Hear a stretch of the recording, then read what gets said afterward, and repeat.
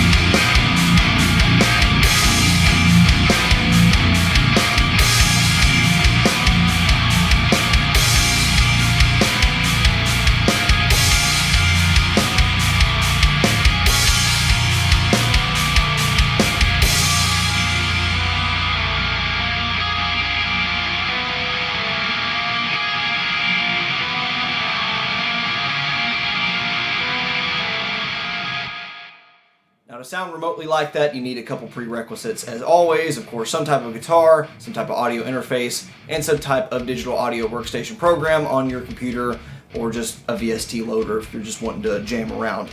I figured for the lulz, I would try out open tuning in B flat on this Epiphone Les Paul, which is actually the guitar I've owned for almost 10 years at this point, longest one.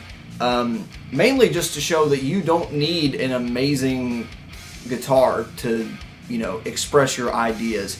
You could probably hear the electronics in this thing are a little loud. At that high gain, do get a little bit of screechiness that even a noise gate can't take care of completely. But if you're just trying to write and get your music out there and try to be creative, you don't have to have something that costs $1,000 plus. So I figured just for the fun of this video, I would show that you can get a decently respectable heavy tone with even, what this thing costs, $250, $300. I've put a lot more money in it than it's worth because I like it a lot, but yeah, whatever you got, you can do something with. So I figured I'd give some love to another guitar on this channel other than my Agile 8-string. Also is playing Dunlop Tortex, what are these, 83.83 millimeters. I played Jackson 0.75 or 0.78, wherever they are, on this thing a lot too, but stepped up just because of the thicker strings for the open B flat tuning. But yeah, other than that, let's see how the VSTs fare. So before you get started, you're going to want to go to tseaudio.com. I'll have it linked in the description below, and download these plugins. These are the ones that we'll be adding to our collection from videos past. We're not using nearly everything they offer. There's a couple more things that I could use, but for heavy metal, this is what I wanted to use and showcase. So we have a couple different amps. We have a new boost pedal, as well as a bass overdrive pedal. So let's exit out of that, and I'll show you how to use them in a track. So for those of you that have watched my previous videos, you're probably getting tired of this, but we do a gate and compressor before we run into any of the other VST effects. I'm running mono to stereo, not because I need it on the rhythm tracks, but because I'm using it on the lead track, and I'll show you why once again. So threshold's a little higher than normal for some of my other guitars, but like I said before, this Les Paul is a little bit noisy. Quick release, compressor, not a whole lot of compression. You can crank it if you want, depending on what you're doing. So that's the same old same-o. Here's where stuff starts to get switched up. So this is the TSE 808, and this is a VST version of something like the 808 overdrive pedal. And of course, there's been a million different tube screamer circuits that is implemented across a million different brands, a million different pedals. This one is not my favorite to use personally for stuff, but it's pretty well renowned among the metal VST community, so it's definitely earned a very nice reputation.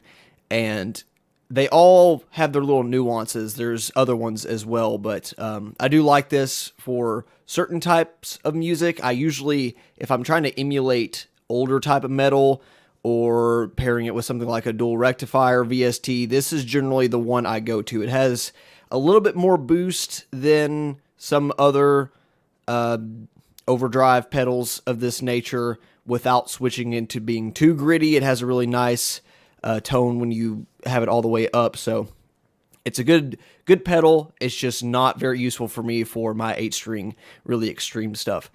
Now, unlike the last couple of videos, I'm actually using 2 amps, so I'm using 2 separate amplifiers. On the left, we're using this X30 at the top, and on the right, I'm using this X50. And if I hadn't told you that, you probably wouldn't be able to tell because I try to match their tone fairly similarly. Starting with the X30, I love this amp. Matter of fact, I've kind of recently fell in love with it, using it on some more progressive demos that I've been doing recently for a couple solo projects. And we'll be using this VST extensively in the Tone Match series, the first of which was Meshuggah, and we're going to be using this for a couple artists. I don't know exactly what amp this is supposed to emulate. The description just says high-gain German amplifier. I'm assuming that means Engel, but I don't know. Either way, it has a really, really good sound. For this, I have contour engaged to try to give it a bit more of a scoop. I'll show you what that sounds like on and off momentarily. Drive cranked, high gain, there's 2 channels. The low gain without a lot of drive makes a really good clean channel for me because the way I like cleans, I don't want it super clean. I want a little bit of breakup in there. The transformer, so trafo, that's what that's supposed to be. You turn it on, and it kind of acts like a bit of a compression, and I thought that worked really well for this song. So I'm a huge fan of this preamp, and of course, if you buy the X50 pack, it has like a cab simulation and all that. You get all of this bundled in. You can change the preamps and whatnot. So, but this is very good by itself for standalone. Very good for about any type of metal guitar if you could just, sculpt the tones the way you want it. The TSE X50 is also one of my favorites, just not personally for any projects outside of an 8-string. And when I use it for 8-string stuff, this is usually my reamp amp. And the reason that is because it's really fat and it has a lot of mid and it doesn't sound very high gain. It has more girth than grind, if you wanted to use Mike Fortin's terms when he labels his amplifiers. Still a very good amp, though. One of the most high-quality ones, and you can see why on the back. So, stereo mode, turn the quality all the way up, unless your computer is just awful. The red channel, which is the one we're running, the green channel is just kind of a lower gain crunch one that does sound good for some stuff, of course. Has 2 modes. I like the Mark II mode. It sounds more modern. Mark I's still really good for, certain music. You can play around with that. Preamp, you can literally disable different sections, so you can just use this as a power amp emulation, which I think is really cool. And you see what that does when you turn that off as well. And you get to switch between power tubes. How cool is that? So you got the 6L6 EL34 for this particular track. I like the sound of the EL34s. They're very, very similar. Like I said, this amp has a lot of low end, so I turned down the low and the low end there. But the cool thing about this, you have 2 gain stages. So you have pre-gain, post-gain, and you kind of keep this one low. You get a more modern, dry sound. You turn it up, you get a lot more mids, like a PV5150 would sound like. Because of that, I turned up the high and present. So before we go any further, I'm going to disable the EQ on these tracks, and I'll let you hear both of these in their natural environments, and we'll play around with with some settings so I can show you why I attained what I did. So this is the X50 with disengage, and we'll disengage this. As you can hear, I'm sorry, the X30. The X30 is still fairly tight for not even having a boost pedal engaged, but boy, does it sound good with it on. So this is contour off. Would have helped this solo earlier. So for this mix, I really liked that kind of scratchy scream you get out of it when it's when it's contoured. Jesus Christ, what is stuck in my throat? Allergies are terrible right now. You can play with the low and high mids, which I really like that they split that up as well, and probably get something similar without it engaged, but I really like it engaged. Once again, without the boost pedal.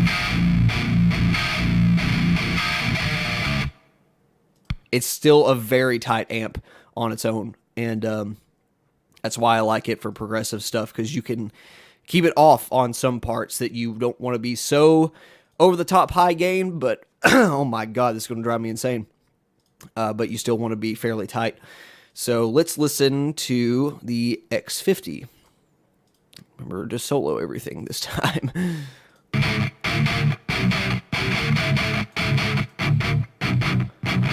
Now I can hear without the 808, it is not high gain. I don't have the settings at high. So if we turn that to 5 o'clock, 12 o'clock rather.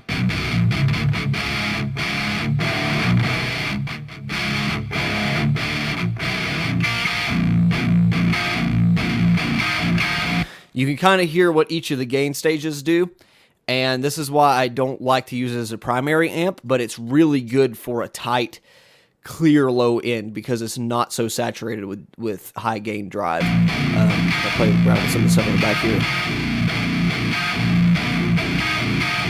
Mark II, I just like. It's kind of like the difference between a dual rectifier and a triple rectifier. You could barely hear the difference at all, and unless you're in a certain volume, of course, on a triple and dual, you're never going to hear the difference. But I like Mark II a little bit better, and I'll show you the power tubes. EL34s were a bit warmer for this, and that's what I wanted out of this amp. So yeah, this is a fantastic amp as well. I really like both of these. Like I said, I've been leaning towards this one more and more. It's a bit simpler. This one gives you more options, but if you're looking for a 5150 clone for free, I think you're not going to get a whole lot more close than this, at least a PV5150. And like I said, I don't know exactly what this is supposed to be. There's so many German amp, producers. There's no telling. Sounds more like a rectifier in some ways to me, and when paired with certain cabinets. But I guess it could be Engel, whatever. Maybe whoever does a rack mount like this. If you know, let me know. I just never researched it. So that's rhythm tracks. We're still using the Ignite Amps Nat IR, blending an Excalibur cab and a Brohim Mesa cab because, as I've said before, these are some of my favorite impulse responses. And I figured I needed a little bit of reverb, not much, only 3% in the mix, but just to match that whole grandiose feel I'm going for this track. So Same deal on the right. I might have the balance just a little bit different on the cabinets. Nope, exactly the same. So yeah, rhythm guitars, this is what they sound like.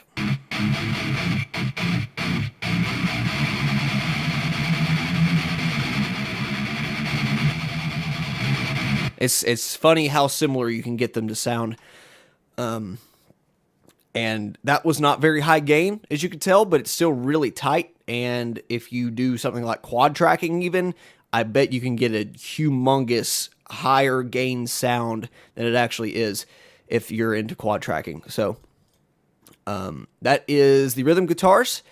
For lead, using everything the same except for throwing some effects in, like phaser. And the reason I have these stereo tracks is because I'm using two different cabinets and painting them more and more on each side. So solo is going to sound, or the lead rather, is going to sound like this. So if we do this on mono, flat, it's in the center. With stereo, you only have to do one track, and it gives a different feel than double track guitars, but still has a lot of space in it, and I really like that. So yeah, got some delay, some reverb, standard gate with a little bit higher release, and phaser. Basically the same thing as the rhythm sound, except stereo on the cabinets and a lot more effects just to give it a really spacey sound. That's what I wanted out of this one. So all that's pretty cool. But the bass is what surprised me the most. Once again, gate, compressor, compress the hell out of it if you have a crappy bass like I do. But this thing is another VST that I'd used before, but I guess it's where I copied over my Cubase installation from a laptop to the desktop. I forgot to carry over some of the VSTs, and I never used this religiously, but now that I've played with it again, I really like it. So this is the BOD, bass overdrive pedal, and for those of you that play bass or are all familiar with, you know, the equipment, this is pretty much instantly recognizable. About any self-respecting bass player would have this exact overdrive in, or something very similar to it, where you have, you know, control of different high, low frequencies, presence, all that good stuff. And the reason I never really use it for personal stuff much is because I'm matching octaves on, you know, against 8-string guitars. But if you want a fat bass sound, really low end, covers the center of your mix, this thing is just unstoppable. So I'm gonna disable everything, just get a good compressed bass. And yeah, I don't even have an EQ. Look at that. It's so fat. So that's raw bass signal. Not great. That's just that pedal. And as I've said before with basses, if you have a higher quality bass and you're happy with that sound, you know, it's natural sound, you just EQ it, throw some OD on it if you want to. But yeah, this thing is mean. And the cool thing about this, you can blend it, so it's kind of like on and off. So that's nothing. That's all pedal. I'm still pairing this with the Ignite Amps SHB1 because I love this bass amp, as well as a 8x10 Ampeg impulse response. A little bit of reverb as well, but this pedal is pretty sick, and I think I'm going to try to incorporate it a little bit more into, maybe not all my 8-string stuff, but on the low split track method that I do for basses, I think it can come in handy a lot of the times. As well as for not so subsonic music, stuff that I'm only playing in only C standard or open C or B flat. So it can really hold the bottom end. And here's a comparison without that engaged and with. So everything's turned on except for the overdrive pedal, which I'll pull up.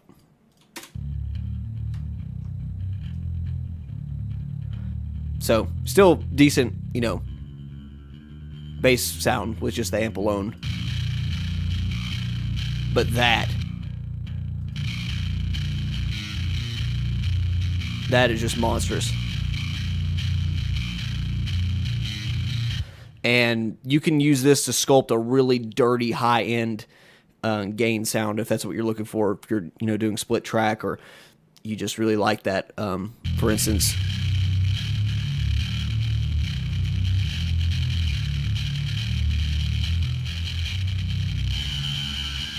oh yeah, there we go. So yeah, this pedal is pretty versatile, and I think I'm going to start implementing it more, like I said, because this paired with Ignite Amps SHB1 is a mean pairing. You don't need to do a whole lot. Like I said, I was happy enough that I didn't even bother with using an EQ. Of course, I've screwed up my settings a little bit, but let's look at the frequency spectrum. Yeah, that's a great bass spectrum for this type of music. Looks very much like an 8-string guitar spectrum, except not as high up here, but with the guitars, the rhythm guitars, that is, it's a great pairing, I feel like. A lot more flat. And it just sits on that bottom end so well. EQ in general on this was pretty simple. I think I skipped over that. You might have seen it on the rhythms, but just took out a little bit of the mids on the X30 because, contoured, bumped up the bottom end a little bit, low pass, high pass as usual, and took out around 600 hertz on the X50 because, it's a fat amp. So, other than that, pretty simple stuff across everything, really. Drums I got in the same way that I showed in the Beatcraft video, and that's about it as far as what I did for TSE audio. I almost said Ignite Amps again. We are not doing Ignite Amps today. We're using a lot of Ignite Amps products because they still make good stuff. But yeah, so go check these out. Like I said, they've got other stuff available. There's like a Rat pedal clone, I believe, that if that's useful to you, you can check that out. You can also see some of their paid stuff. Like I said, there's the X50 plugin that has a built-in cabinet, effects, all kinds of stuff, and I think it's only like $60. So if you're into paid VSTs, you might want to look into it. For me, this is enough for what I am trying to accomplish. I prefer to sink my money in something I can hold. So, but yeah, so that's our TSE overview. Stick around; we'll have more of these coming up, hopefully sooner rather than later, with other companies and individuals that have worked on free VST software. And until then, hopefully you can stick around and watch some other stuff and save money and make good sounds. Thanks for watching. Bye.